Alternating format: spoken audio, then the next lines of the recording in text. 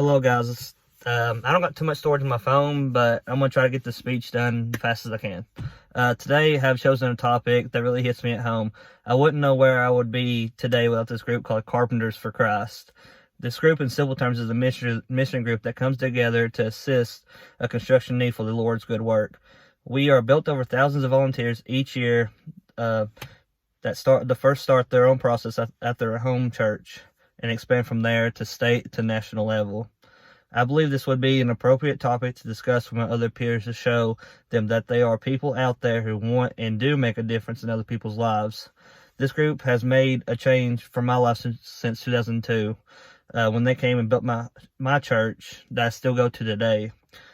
Even though I was just a little tiny kid in 2002, I do remember that doing what I was doing and helping them as much as I could. I was a little kid, but I know I was making myself happy and making them happy.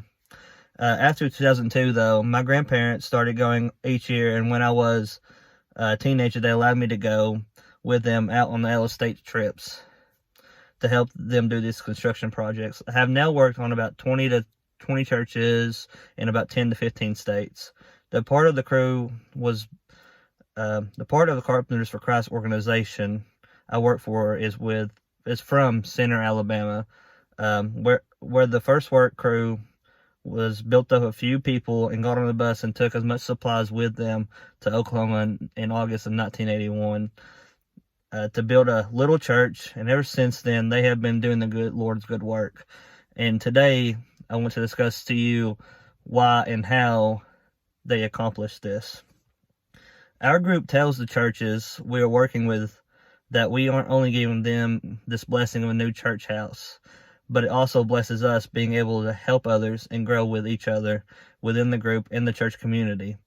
Because we are more, I say this because we are more than just a people. We are family together. Each year we have 3 trips, usually one in spring, next in the summer, then one in the fall. The fall and spring trip are usually during school's fall and spring break, for the teenagers and younger ones are able to come and help us and join us. For those 2 trips, though, we don't usually have as many volunteers. We have usually about 30 to 40 people, so we don't usually build an enormous project to a church. We might just add a build on to the side of it, just like a fellowship hall or another sanctuary. But anyways, this project usually takes about 4 days to complete. Then the summer trips is the big trip for everyone. We usually have a massive project, like it averages from like a 40 by 40 to like a 80 by 80. It can. It's an 80 by 80 square foot building. And we have a week to accomplish this task also, a week of straight working. We have about 50 to 100 people during these trips. My family stays about a week and a half for those summer trips. That is usually the amount of people that show up to help. We don't really know how many people we will have that will show up. We just count on the Lord to bring whoever He wants to help with the Lord's work.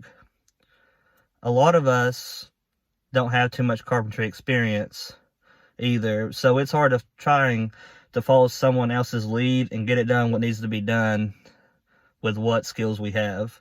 All the volunteers are mostly from previous churches that we have helped build.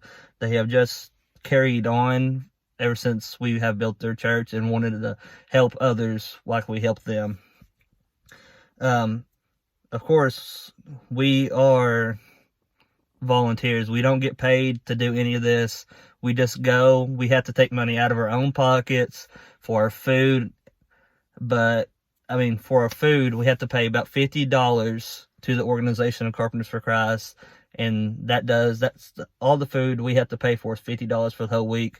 And that church we are working for reserves the previous church for us to sleep in or give us a community center or community building, whatever they prefer. to stay in at night there for the whole week. We have 2 work crews also, the building crew and the kitchen crew. Without people helping in the kitchen, we couldn't do what we do. They service 3 meals a day, breakfast, lunch, and dinner. Breakfast is usually about 6 o'clock, 7. Lunch is 12 to 1. Then dinner is usually at 6. The kitchen crew works really hard for us. They really do. They get up about 4 o'clock and start cooking, and it's hard for about 8 to 10 people to accomplish this goal of feeding 100 people. It's really hard.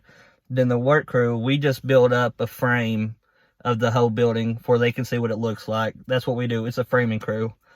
We just do the carpentry work. Then after the dinner, though, each night we have a devotional and music playing for another hour, or anyone for another hour, and anyone is welcome to join in the devotion and speak about what is on their chest at that time. As I do come to an end of my speech, you may be also wondering, I have told you this organization is made up of thousands of people. I only talked about 100 people. The group I work with is just a little part of the organization of Carpenters for Christ. There are volunteers all over the country making a difference for an effort for this cause. Our cause is just like any other cause. Like when Hurricane Ian this past month it hit the side of Florida into the Gulf of Mexico and up the coast there.